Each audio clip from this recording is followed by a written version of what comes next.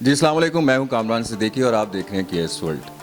आज जो हमारे प्रोग्राम में गेस्ट हैं माशाल्लाह से ड्रामा इंडस्ट्री की क्वीन हैं। कमर्शियल बहुत ज़्यादा किए हुए इन्होंने। नाम है इनका आमना कफ़ायत। माशाल्लाह से बहुत अच्छे इंसान हैं। आइए बात करते हैं इनसे। जी, अस्सलाम वालेकुम आमना। वालेकुम सलाम। कैसे हैं आप कामरान? अल्लाह का शुक्र, ठीक-ठाक। आप सुनाएं कैसे हैं? अल्हम्दुलिल्लाह। सबसे पहले तो बहुत बहुत शुक्रिया आपने मुझे यहाँ पे बुलाया और it is honour for me. बल्कि कामरान के साथ मैंने काफ़ी काम सीखा है। बड़े प्यारे इंसान हैं, is such a pure soul inside out और काफ़ी चीज़ें बताते हैं, गाइड भी करते हैं आप। आमना क्या कर रही हैं आजकल? सुने अभी एक प्रोजेक्ट है मेरा हम का, दिल पे ज़ख्म खाएँ, हम वो प्रोजेक्ट कर रहे हैं। उसके अलावा there is this short film जो मैंने की है। आपके सब बल्कि कुछ प्रोजेक्ट मैंने किए, बड़ा अच्छा एक्सपीरियंस मेरा गया। सो फार चल रहा है ऑन एंड ऑफ। माशाल्लाह, माशाल्लाह। अच्छा आमना, हम कुछ क्वेश्चंस करेंगे आपसे। लड़कियों के लिए ये फील्ड कैसी है? अमूमन बहुत ज़्यादा लड़कियों को इस चीज़ का सामना करना पड़ता है कि गिव एंड टेक हो जाए। स्पेशली जो हमारी कास्टिंग काउच वाला मामला है, क्या कहेंगी नई आने वाली लड़कियां जो हैं वो किस किस मुश्किलात से इस फील्ड में आती हैं? कुछ बताएंगी, कुछ एक्सपीरियंस शेयर करेंगी आप? सुनिए, मुझे तो खैर पर्सनली ये लगता है कि आप मीडिया एक ऐसी फील्ड है जहाँ पे अगर आप ऐसे बंदे को लाएं जिसको दुनिया की हाव नाव नहीं है, वो सब सीख जाएगा। और कास्टिंग काउच पर्सनली कामरान मुझे नहीं टकराया कुछ इस तरह का। शायद कभी किसी ने कोई ऑफ़र की, लेकिन वो आपके हाथ में होता है, आप हाँ या ना करें। बल्कि जब हम शूटिंग करते हैं तो हमारे साथ पूरी टीम होती है, 20-25 आपने तो काम किया है, इतने लोग आराम से होते हैं, कुछ इस तरह का नहीं।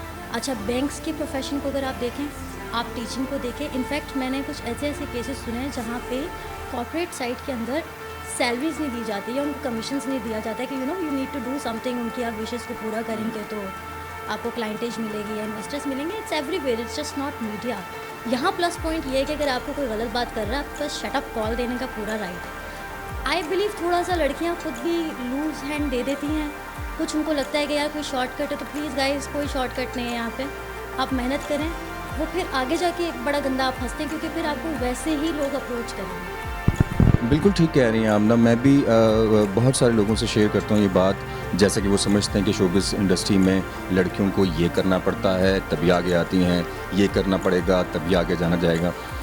मैं समझता हूँ कि अमूमन हमारे आम फील्ड में, बैंकिंग में, टीचिंग में इससे ज़्यादा है। मैं एक चीज़ कामन शेयर करना चाहती हूँ, वो ये कि अब जब से मैं काम कर रही हूँ तकरीबन 7-8 साल हो गए हैं, तो मैंने सेट्स पे ऐसे लोगों को भी देखा जो नमाज़ पढ़ते हैं, जो दीन की बात करते हैं, और हर बंदा अपना काम करता है, एक्टिंग करता है ऑन कैमरा और बैठ जाता है। अच्छा, ऐसा है, मेरा पर्सनल एक्सपीरियंस ये हुआ अभी कुछ हाल ही में रिसेंट की, कि मैं गाड़ी में आके बैठी थी, जो ड्राइवर साहब हैं हमारे, वो माशाल्लाह समझदार इंसान थे, बड़े प्यारे, दाढ़ी वाड़ी रखी हुई थी। मुझे आई वॉज कम्फर्टेबल, मैंने कहा हाँ यार दीनी बंदा है, अच्छा है। लेकिन वही आवाम की सोच है ना, उनको लगता है कि शायद अगर मीडिया में कोई मर्द या औरत काम कर रहा है तो ये ख़राब ही है।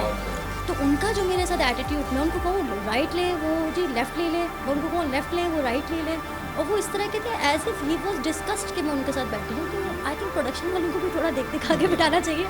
बड़ा डर लगता है कभी कोई पकड़ के मारना ही ना शुरू कर दे आपको। आमना, ड्रामा साइड और कमर्शियल साइड, माशाल्लाह आपने बहुत सारे कमर्शियल किए हैं, ज़्यादातर कमर्शियल किए हैं। ड्रामा प्रोडक्शंस और कमर्शियल में क्या फ़र्क है?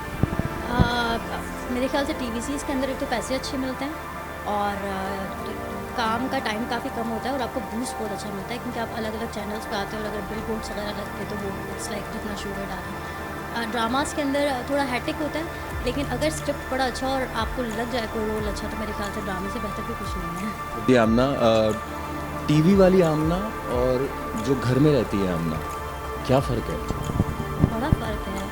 टीवी वाली आमना मेरे ख़्याल से थोड़ी सुलझी भी है, समझदार है, लिमिटेड है। घर वाली आमना तो पागल सी शरीर सी है और सोती रहती है। सो व्यूअर्स, आमना ने मेरे साथ कोई 3 सीरियल्स में काम किया है और माशाल्लाह से लीड कैरेक्टर्स किए हैं तीनों में। तो मैं इनसे पूछना चाहूँगा कि मेरे साथ काम करने में कितनी कंफर्टेबल थी? सुना, मैं तो बहुत रिगार्ड करती हूँ आपको। कामरान के साथ काम करने में अच्छा, वैसे अल्हम्दुलिल्लाह मुझे जितने लोग मिले काफ़ी सिखाने वाले मिले, लेकिन कामरान मुझे कभी वो एक होता है ना औरत को महसूस हो जाता है, मुझे कभी ऐसा फ़ील नहीं हुआ कि यार ये हमारे बीच में मर्द और औरत की कोई लेयर है। It was never there, as if मेरे उस्ताद हैं मुझे सिखा रहे हैं, बल्कि आज तक आपकी बोली हुई बातें मेरे काम आती हैं। जैसे आपने मुझे काफ़ी सारे सीन्स में ब्रीफ किया है, पॉज़ कहाँ लेना है, स्टे किधर देना है, तो इट वाज़ वेरी नाइस। अब you like my family now, मुझे बड़ा मज़ा आया। जी आमना, मैं ये पूछना चाहूँगा कि इस वक्त जो डिजिटल एरा चल रहा है, क्या समझती हैं कि हमारी टीवी इंडस्ट्री आने वाले टाइम में इस तरफ मूव हो जाएगी या ड्रामा जैसे चल रहा है वैसे ही चलेगा? क्या फील करती हैं? आई थिंक बिल्कुल हो जाएगी और होना भी चाहिए, क्योंकि जो हम सीरियल्स देखते भी हैं ना, इतना टाइम किसी के पास नहीं कामरान को वो डेली बैठे, तो mostly people watch it on YouTube. और अब तो काफ़ी सारी चीज़ें पर्सनली लोग बना रहे हो, मेरे ख्याल से आना चाहिए, बड़ा प्लेटफॉर्म है, काफ़ी सारे लोगों को चांस मिलेगा इस पर अर्न करने का। डिजिटली ही हो रहा है, अभी टीवी का टाइम थोड़ा ऑफ हो रहा है। कि अगर आप इस टीवी इंडस्ट्री में या ड्रामा इंडस्ट्री में ना होती तो क्या होती? फिर मैं आर्मी में होती आर्मी में होती फिर मैं आर्मी में होती, हाँ। बहुत ज़्यादा यार, एज निकल गई ना, हुआ ही है मेरे साथ। मुझको मैं बताऊँ, मुझे मिशन इम्पॉसिबल देख देख के अंडर कवर एजेंट बनना था। अब मेरी ये ख्वाहिश थी मैं लोगों पे स्पाई करूँ, उनको पकड़ूँ, ढाले में डालूँ और गायब, छुट्टी भी नहीं। कैसे आई इस इंडस्ट्री की तरफ? It's a long story to the short. मेरी लाइफ का एक पॉइंट था जब मुझे लगा था कि ज़िंदगी में अभी मज़ीद कुछ बचा नहीं है, थोड़ा सेंटी जा सकते हो। ओके, ऐसा था कि मेरी डिवोर्स के बाद काफ़ी ब्रोकन थी मैं, और मैंने सुसाइड की। ओके, सो सुसाइड करने के उसके बाद मैं घर आ गई, थोड़ा रिकवर हुआ, तो आई थिंक 1-2 दिन के बाद मैं छत पे बैठी हुई थी और हाथ पे निशान देख रही हूँ, और क्या गोलियाँ खाई थी मैंने। तो मेरी बराबर वाली छत पे मेरी एक फ्रेंड आई, उसने कॉल किया, आमना आप ऊपर आ जाओ, आयशा नाम था, मारिया से मिलवाना है। उसके थ्रू मैं अब्दुल वहाब सिट्रस में होते उनसे मिली, और उसने कहा ऑडिशन दे दो। अब वो दूर दूर तक कहीं नहीं था मीडिया का। बचपन में मम्मा लोग कहते थे कि जी शायद मीडिया में जाएगी, इसकी शादी करा दो, मत करे अपने बच्चों के साथ ऐसा, जिसका जो नसीब है उसने वहीं आना है। तो सिट्रस में ऑडिशन दिया, you won't believe, with in like 2 days मुझे कमर्शियल की कॉल आ गई, और फिर मेरी एक स्टार्ट हो गई जर्नी। अब आज मैं सोचती हूँ कि कितना बेवकूफ़ी का डिसीजन था ना। हमको लगता है शायद there is no more life, हमारे लिए अल्लाह ने कुछ लिखा नहीं है, कोई रास्ता नहीं है, पैसे नहीं है हाथ में, रिस्पॉन्सिबिलिटीज़ हैं, या सेपरेशन हो गई, डिवोर्स हो गई, तो हमको लगता है कायनात ख़त्म नहीं है। मुझे लगता है God has plan for something, और आपकी ज़िंदगी में जो भी हो रहा है ये कोई बहुत बड़ा मिशन है जो जिसके ऊपर आप हैं, और जो प्री प्लान्ड है, बस जल्दी ना करें। हम लोगों को बहुत जल्दी एंडिंग का रिजल्ट चाहिए होता है। इवन इन मीडिया में लड़कियों को स्ट्रगल करते हुए देखती हूँ, 8 साल 9 साल के बाद वो छोड़ देती हैं, शादियाँ करती हैं, चली जाती हैं। Don't give up on your dreams, just follow your dreams. ना जिंदगी से क्या खोया और क्या पाया? ज़िंदगी से सारा कुछ जो ठीक नहीं था उस सारे को गंवाकर अच्छे लोगों को पाया, तजुर्बा पाया, मेरे ख़्याल से एथिक्स सीखे, मॉरल वैल्यूज सीखे, और अब ये पता है कि इंसानियत क्या होती है। शुरू में तो आपके अंदर थोड़ा लालच होता है, हिर्स होता है, आपको लगता है जज्बाती हम ये कर लें हमारा बेहतर हो जाए, लेकिन अब मुझे लगता है कि एक जो लॉकेट है ना जो आप गले में पहनोगे, वो चेन के बगैर कुछ नहीं है। तो आपकी एक चेन होनी चाहिए जिसके अंदर आपका पेंडेंट आप लटका सकें। That is very important. अगर आप लॉकेट हो तो यू नीड दिस चेन, तो you need to connect with people, with the right people, with time. अच्छा, नए आने वालों के लिए क्या पैगाम है? सबसे पहले तो खुदा के वास्ते अदब करें, अपने सीनियर स्टार्स जो आपके को स्टार्स हैं बड़े बड़े, उनकी रिस्पेक्ट करें। भले वो एज में ज़्यादा हैं लेकिन वो आपसे एक्सपीरियंस में भी बहुत आते हैं। हमारे बच्चे बिल्कुल इज़्ज़त नहीं करते क्योंकि ये अपनी ही किसी दुनिया से आते हैं, और मुझे लगता है शायद आप जितना उनसे सीखते हैं ना कामरान, आप नहीं सीख सकते। आप जितने भी बड़े हीरो हीरोइन हैं, बोले कम सुने ज़्यादा, ये एक वो चीज़ है जो बड़ी हेल्प करेगी आप। कभी कोई झाड़ भी देता है, हमने भी बड़ी डांटें खाई हैं अपने डायरेक्टर्स वगैरह से या सीनियर स्टार से। मुझे लगता है दैट इज़ ऑल्सो नीडेड, क्योंकि हमारी ईगो इतनी हमको उकसा रही होती है, हमें लगता है नहीं इसने कैसे हमें सीन के बीच में बोला, तुमको एक्टिंग नहीं आती, लेकिन वो आपको जानबूझ के इतना एग्रेसिव कर दे। आमना, मैंने आपको नहीं डांटा कभी भी। आप बड़े क्या है, आपको मैंने कभी किसी को डांटते हुए देखा ही नहीं है। कामरान की एक क्वालिटी है, ये बंदा आपको कोई भी चीज़ समझाएगा वो इतने प्यार से समझाएगा, भले इसको गुस्सा भी आ रहा होगा ना, चेहरे पे स्माइल रखे, इधर आ जाओ मेरी जान, जरा यहाँ बैठो मेरी बात सुनो, ये ऐसे नहीं होता, ये ऐसे होता है। ऑल्सो जब मेरी आपसे मुलाकात हुई तो मुझे लगा लड़का सा है, इसको तो थोड़ा रिजर्व रहे, पहना है गॉट टू नो यू, मैंने कहा बड़ा प्यारा बंदा है। और जितने सीनियर आर्टिस्ट हैं, जब पीपल ने मीडिया को जिनको ये जानता है तो उस पे तो मैं कहती हूँ क्या बात है। आप परवीन आप इतनी इज़्ज़त करती हैं, आपकी यारी भाई हो गए, there is a lot of people, Javed Shaikh साहब हो गए, एवरीबॉडी रिगार्ड्स यू।